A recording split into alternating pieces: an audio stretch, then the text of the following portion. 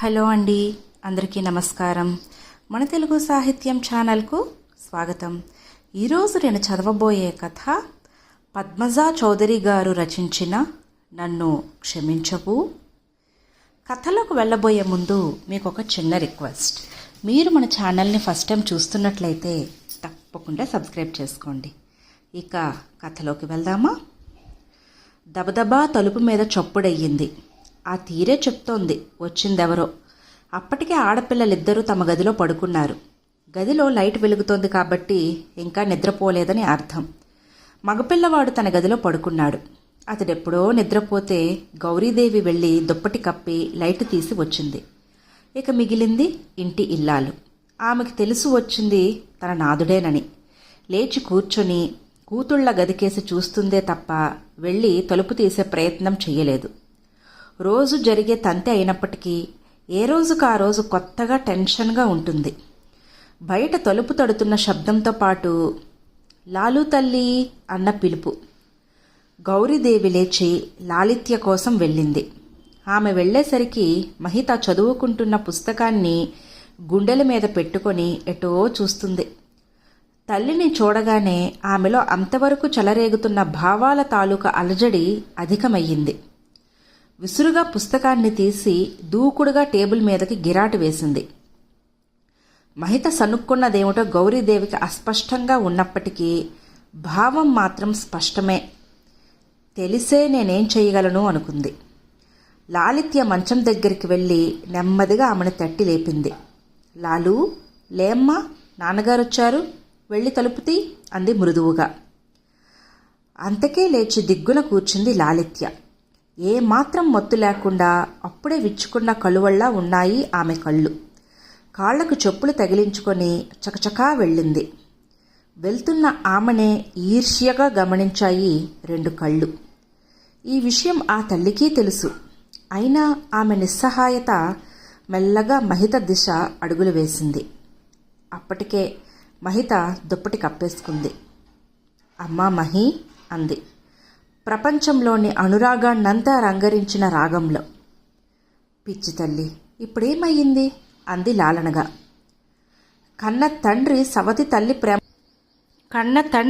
తల్లి ప్రేమ చూపిస్తుంటే ఏమవుతుంది? ఏమీ కాదు, నిష్ఠూరం. గౌరీదేవి మౌనం వహించింది. ఆమె మాట్లాడలేదని మహితకు తెలుసు. ప్రభంజనంలో సుధాకర్, లాలిత్య వచ్చారు. వారి అడుగుల సవ్వడి అల్లంత దూరాన ఉండగానే మహిత ముసుగు తన్నింది. మెలకువగా ఉందంటే ఏం జరుగుతుందో ఆమెకు తెలుసు. అతడు ఉత్సాహంగా మహితను లేపుతాడు. ఏదో తెచ్చాను మీకోసం, అక్కిస్తుంది అంటాడు. అది వినగానే మహిత మోము చిన్నబోతుంది. అయినా తన బాధను తల్లికే తప్ప తండ్రికి తెలియనియ్యదు. అతడికి లాలిత్య పైన ప్రేమ జాస్తి. ఈ విషయం అతడిని ఎరిగిన ప్రతి వ్యక్తికి తెలుసు. అమ్మలక్కలు అనేక మంది ఈ వాస్తవాన్ని గ్రహించి ఎత్తిచూపటం వల్ల చిన్న కూతురి చిన్ని హృదయం చిన్నబోయిందన్న విషయం అతనికి తెలియదు. సుధాకర్ ఉదయం నిద్రలేవగానే లాలిత్య ముఖం చూడాలి, ఆమె మాట వినాలి. రాత్రి ఇంటికి వచ్చాక లాలిత్య ఎదురవ్వాలి. ఆమె కావాలి అని అడిగిన ఏ విషయానికి అతడు వద్దు, లేదు అన్న జవాబు ఇవ్వలేదు. 2 జతలు బట్టలు తెస్తే మొదటి ఎంపిక లాలిత్యదే. ఆఖరి సంతానం మగపిల్లవాడు కాబట్టి, ఎడంగా పుట్టాడు కాబట్టి అతనిలో అసంతృప్తి తలెత్తలేదు. పైపెచ్చు అతడు పెద్దక్కకు తండ్రి వద్దనున్న పరపతిని తనకు అనుకూలంగా మలుచుకుంటాడు. అతడే కాదు, అప్పుడప్పుడు తల్లి కూడాను.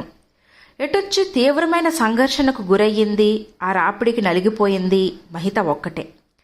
చాలా కాలం ఆమె కూడా ఈ విషయాన్ని బయటపడకుండా లోలోనే కుమిలిపోయింది.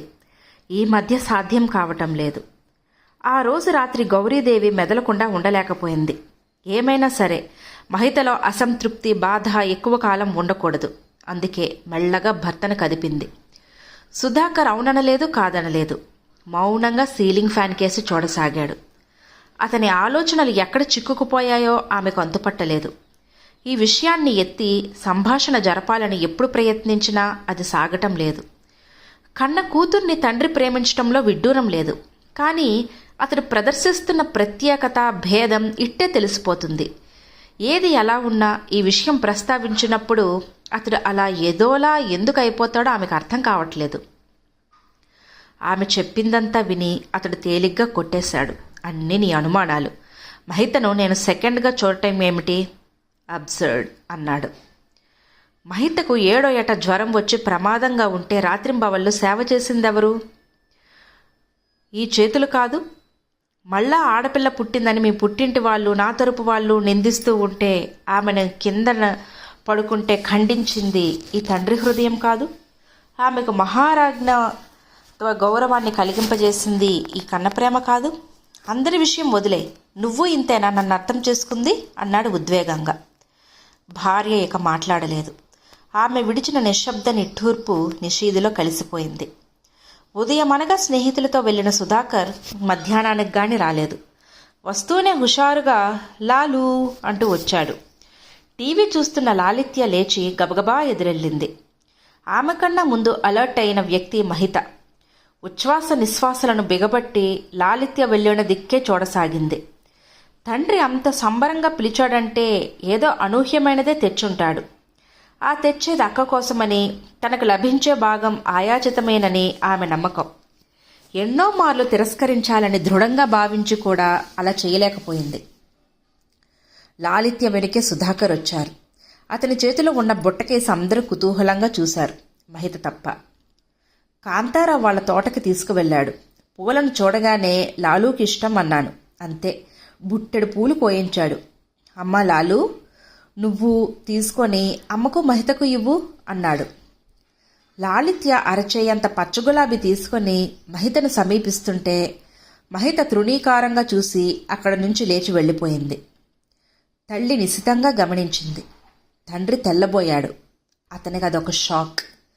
గంభీరంగా హుందాగా మసిలే మహిత ఇలా ప్రవర్తిస్తుందన్నది అనూహ్యం. గౌరీదేవికి మాత్రం తెలుసు ఇలా ఎప్పుడో జరుగుతుందని. అది ఇంట్లో చోటు చేసుకున్న కోల్డ్ వార్కు సూచనే కానీ ముగింపు కాదని. ఆ మధ్యాహ్నమంతా మహిత మూడీగానే ఉంది. ఆ విషయం తెలిసి తండ్రి ఏమీ చేయలేకపోయాడు. అతనికి తప్పనిసరిగా బిజినెస్ మీద బయటకు వెళ్లాల్సి వచ్చింది. వెళ్ళిపోతున్న తండ్రిని కిటికీలో నుంచి చూసింది మహిత. ఈయన మీద నాకే ప్రేమ లేకపోతే ఇప్పుడు నాకే బాధ ఉండేది కాదు కదా అనుకుంది. ఆ రాత్రి సుధాకర్ వచ్చేసరికి బాగా పొద్దుపోయింది. లాలు అని పిలిస్తే ఎదురొచ్చిన భార్యను చూసి భ్రుకుటి ముడిపడింది. లాలుకేమయ్యింది అన్నాడు కంగారుగా. లాలు బాగానే ఉంది కానీ రెట్టించాడు. మహి లేదు. లేదా? ఎక్కడికి వెళ్ళింది? ఎప్పుడు వెళ్ళింది? ఎందుకు వెళ్ళింది? ముందు మీరు లోపలికి రండి. అలస్టిగా కూలబడిన అతడి చేతికే లెటర్ తెచ్చిచ్చింది. 1000 సందేహాలు ఒక్కసారే ముప్పిరిగొనగా అదురుతున్న హృదయంతో చదవసాగాడు. అమ్మా, నేను ఇంట్లో ఉండలేకపోతున్నానని నీకు తెలుసు, ఎందుకో కూడా తెలుసు. అయినా నన్ను సంజాయిషి అడుగుతావా? నువ్వు అడిగినా మానినా సంజాయిషి ఇచ్చుకోవలసిన బాధ్యత నాకుంది. ప్రతి క్షణం కన్నతండ్రి చేత సెకండ్గా ట్రీట్ చేయబడుతున్న నా హృదయానికి తెలుసు అందులో ఎంత వ్యధ ఉందో. అబద్ధమని నావి అన్ని అపోహలని కొట్టివేసే ప్రయత్నం చేయకమ్మా. నీకు తెలుసు నిజానిజాలు. ప్రతిరోజు అవమానించబడటానికి దీన్ని నేను అవమానమని అంటున్నాను. ఒకవేళ అది తప్పైతే నా ఈ భావానికి సరైన పదం లేదు. నా మనసును రోజు కొంచెం కొంచెంగా చిత్రీకబట్టడాన్ని ఇక ముందు ఎవ్వరినీ చెయ్యనివ్వను. నా మనసును, ఆత్మగౌరవాన్ని కాపాడుకోవాల్సిన బాధ్యత నాకుంది. ఏ చిన్న ఉద్యోగం దొరికినా చాలు, నన్ను నేను పోషించుకుంటాను. ఎలాగో నాకు మైనారిటీ తీరింది కదా. ఈ విషయంలో నీకు బాధ కలిగిస్తున్నందుకే నాకు బాధగానూ సిగ్గుగానూ ఉంది. అయినా తప్పటం లేదు. నన్ను క్షమిస్తావు కదూ? నీ మహిత. భర్త హృదయం తల్లడిల్లటం ఏమాత్రం ఇష్టం లేక అతడు లెటర్ చదవటం పూర్తి చేస్తుండగానే చెప్పింది గౌరీదేవి. వేణుని పంపించాను మహి ఫ్రెండ్స్ ఇళ్లకి. దీపా వాళ్ల ఇంట్లో ఉంది. సుధాకర్కి తక్షణ కర్తవ్యం స్ఫురించగా, వేణుని పిలు, వెళ్తాను అన్నాడు. వేణుతో పాటు గౌరీదేవి కూడా బయలుదేరింది. వెళ్ళబోతున్న పాదాలు లాలిత్య గది ముందు ఆగాయి. లాలు అన్నాడు. ఆ కంఠంలో అదే లాలిత్యం. ఆ పిలుపులో ఏదో ప్రత్యేకత. ఎక్కడో ఎవ్వరికీ అర్థం కాని క్షమాపణ. అది ఈనాటిది కాదు. అతని పిలుపుకు బదులు రాలేదు.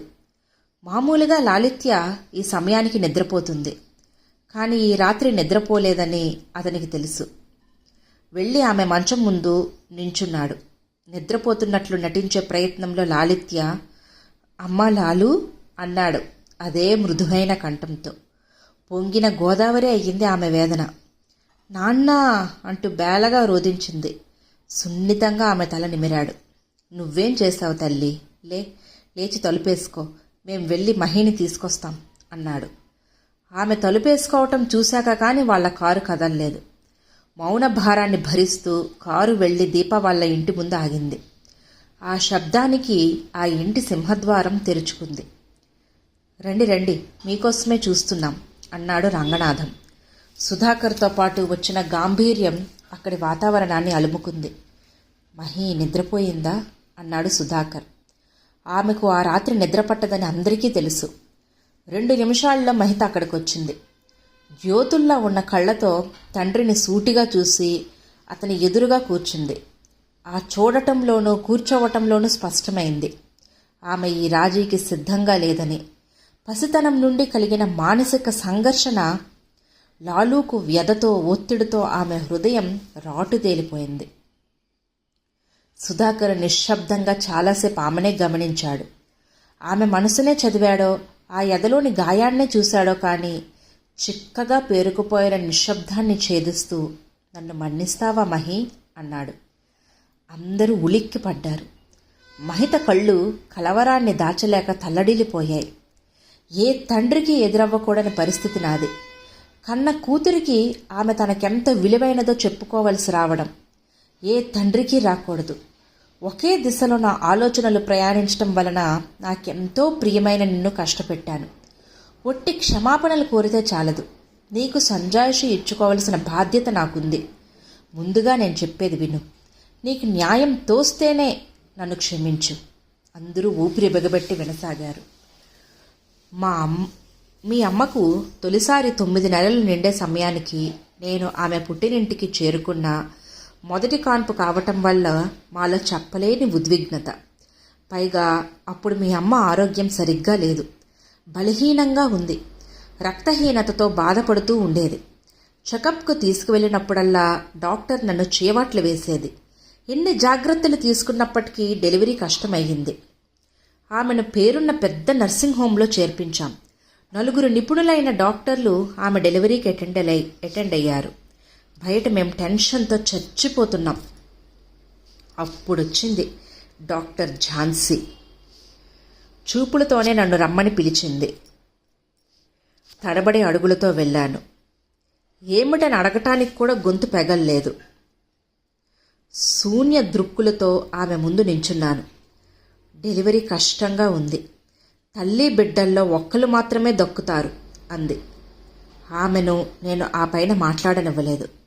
డాక్టర్, గౌరీని బ్రతికించండి, ఆమె లేకపోతే నేను చచ్చిపోతాను అన్నాను. ఆమె మీ అమ్మ ప్రాణాలకు హామీ ఇచ్చి పాపాయి మీద ఆశ వదులుకోండి అంది. పర్వాలేదు డాక్టర్, గౌరీని బ్రతికించండి అన్నాను. గౌరీ బ్రతికింది. గౌరీతో పాటు పాపాయి దక్కింది. మొదటిసారి ఆ పాపాయిని ఎత్తుకుని గుండెలకు హత్తుకున్నప్పుడు కలిగినప్పటి అనిర్వచనీయమైన ఆనందంలో ఒక్కసారి కొరడాతో ఝులిపించినట్లు తత్తరపడ్డాను. ఈ పాప లేకపోయినా పర్వాలేదన్న మాట ఎలా అనగలిగానా అన్న ఆలోచన నన్ను నిలువనీయలేదు. అప్పటి నుంచి ఈ 20 ఏళ్లుగా నాలో అదే కలవరం. ఏ క్షణమూ అది నన్ను వదల్లేదు. లాలూని చూసినప్పుడల్లా నన్ను నేను క్షమించుకోలేను. తండ్రి ఆలోచన పిల్లల మీద పడుతుందేమోనన్న భయంతో నేను చలించిపోతాను. ఇప్పటికీ అప్పుడప్పుడు అర్ధరాత్రులు లేచి అదే ఆలోచించుకుంటాను. హే భగవాన్, నా ఆయుష్ కూడా ఇచ్చి నా లాలూని చల్లగా చూడు అని వేడుకుంటాను. నన్ను నేను సర్ది చెప్పుకోలేని స్థితిలో, నన్ను నేను క్షమించుకోలేని హృదయంతో నలిగిపోతూ, ఒకప్పటి నా మాట తలంపుకు వచ్చి చలించిపోతూ లాలూ మీద ప్రత్యేకతను కనబరిస్తే అది నా ఆత్మన్యూనతా భావానికి చిహ్నమే కానీ నీకన్నా అక్క మీద ప్రేమ ఎక్కువని కాదు. అది నా అంతం కళ్ళల్లోకి బాహ్య రూపమే తప్ప నా చిన్న కూతుర్ని చిన్న చేయటం కాదు. అప్పుడు తెలియక లాలూకి ద్రోహం తలపెట్టిన ఈ తండ్రి ఇప్పుడు అదే తెలియనితనంతో నీకు కష్టం కలిగించాడమ్మా. నన్ను క్షమించు, నన్ను క్షమించు. 2 క్షమాపణలు ఎందుకో, ఎవరెవరిని ఉద్దేశించినవో అక్కడున్న అందరికీ విదితమే. ఆ బాధ ఇప్పుడు ఈ కూతురు కోసమే, అప్పటి ఆ కూతురి కోసమో స్పష్టంగా ఉంది. ఎన్నో ఏళ్లుగా గూడు కట్టుకున్న వేదనా భారాన్ని చెప్పుకోవటం ద్వారా అతని భారాన్ని దించుకున్నాడో లేదో కానీ అతని బాధ విన్నాక అందరి హృదయాలు భారమయ్యాయి. తల వెనక్కు వాల్చి కళ్ళు మూసుకున్న సుధాకర్ తన కాళ్ల దగ్గర మహిత స్పర్శకు, ఆమె వెక్కిళ్ల శబ్దానికి ఉలిక్కిపడి కదిలాడు. నన్ను క్షమించు నాన్న, ప్లీజ్ అంది వెక్కుతూ మహిత. ఇదండి కథ. ఈ కథ కనుక మీకు నచ్చినట్లయితే లైక్ చేయండి, షేర్ చేయండి. అలాగే మరిన్ని ఇంట్రెస్టింగ్ కథల కోసం మన ఛానల్ను తప్పకుండా సబ్స్క్రైబ్ చేసుకోండి. Thank you.